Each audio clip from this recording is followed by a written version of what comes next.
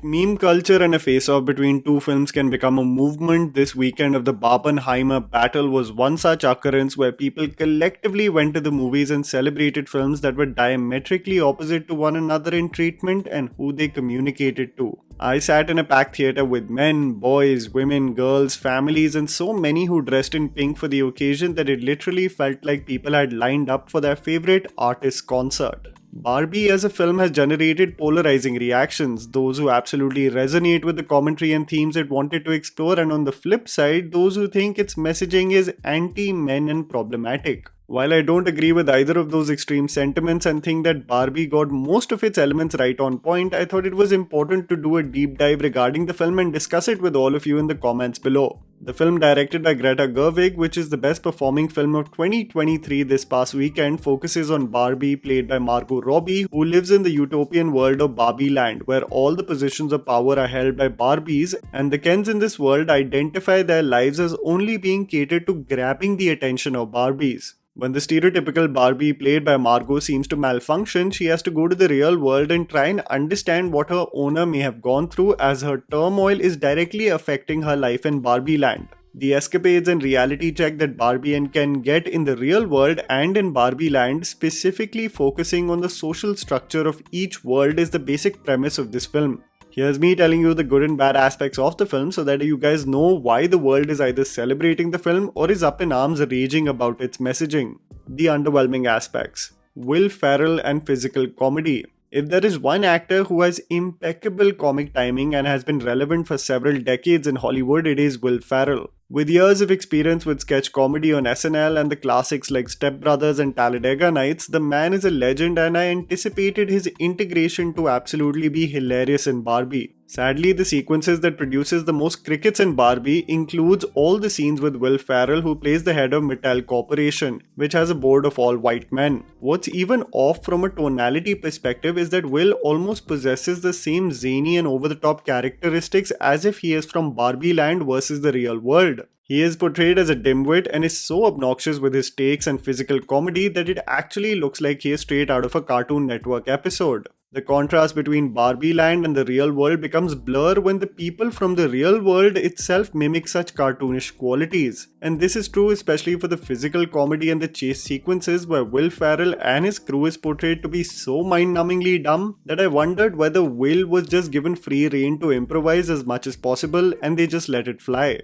On the nose rant and messy climax. What's exceptional about the writing in Barbie is that it sprinkles its social commentary and voices the experience of women, so much so that it extracted hooting and cheering in several moments in the theater I was in, almost as if a voice just echoed one's experience and so many women in the theater felt seen. While this combination of the over-the-top theatrics with its compelling social commentary combo works for the most part, it is the slight speech-like rant by America Ferrera's character which seemed too on the nose for my liking. It almost seemed like a social media post by an Instagram page versus really feeling like a part of the screenplay. I am sure most women felt heard in the speech, but I felt like the storytelling was anyway doing most of the job. In the concluding moments of Barbie, it almost seemed like Greta was going for something that felt like a step away from the progression of events. Everyone has their own interpretation of how the film ended, and while this is usually a good thing, it did not really come together for me on how she wanted the fate of Barbie to continue. With spoiler warnings of course, please do tell me your theories of what the end meant for you, because there are way too many hypotheses regarding the same.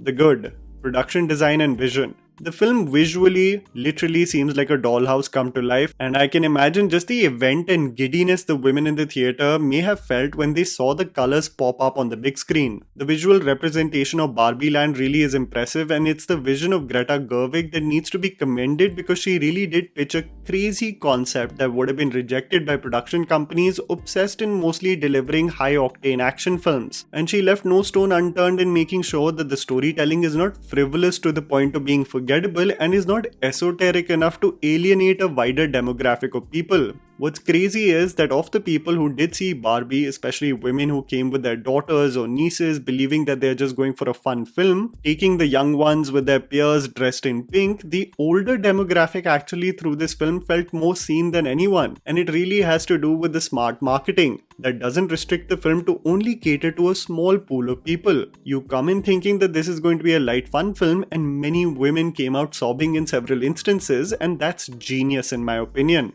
Social commentary. Even though I am not the target demographic, I totally acknowledge what the film successfully did. It through several instances in its casual dialogues made people, especially women, finally feel heard and seen. You're talking about the conditioning of women, instilling maternal instincts within them from birth by handing them baby dolls that they have to take care of, the debilitating effect of capitalistic and consumerism driven worlds which make them believe the restrictive nature of what is beautiful or desirable, the reactions of being human in Barbie world, having flat feet, emotions and cellulite are immediately scoffed at, and people are alarmed by these regular features, so reflective of what we assume to be aspirational. The male gaze that sets in when they enter the real world, the fondness with which Ryan Gosling celebrates the male domination in the patriarchy is the most hilarious sequence, simply demanding for a job as he exists as a man. The commentary as their life in Barbie land changes and Greta sheds light on fragile male egos and putting some sense into the Barbies really generates some hilarious moments.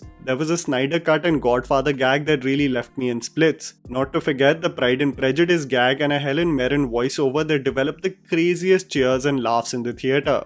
Performances. Margot Robbie is perfect for this role. Rightly titled as the stereotypical Barbie, she is flawless in the way she looks, and the transition of her perfect world in Barbie land and the humanity that sets in the real world is portrayed beautifully by the actor, especially in a great scene where she interacts with an old woman on a random bus stop, or when the perception of the impact of Barbie in the real world breaks when she gets roasted by a bunch of teenagers of the horrible standards she placed on them for simply existing. It is, however, Ryan Gosling by a mile as Ken who will leave you in splits. He is effortlessly funny and has the best scenes in the movie. I am glad people are acknowledging the comic timing of Ryan because he was often dismissed as just a good-looking Hollywood dude, but you have to see Crazy Stupid Love and The Nice Guys just to acknowledge his ability. Michael Cera as Alan also has some fun moments, and America Ferrera, who I've seen after ages since Ugly Betty, barring a generic monologue, do a great job in the film. I might have not been the exact demographic they were going for, and I did wish the film concluded in a slightly cohesive fashion, but I could easily notice and acknowledge why the film has got such a massive opening and is being celebrated so much. It's not anti-men, but hits home the message that everyone should have their individual identity versus having to model their life on social expectations or their partners. This is true for both Barbie and Ken.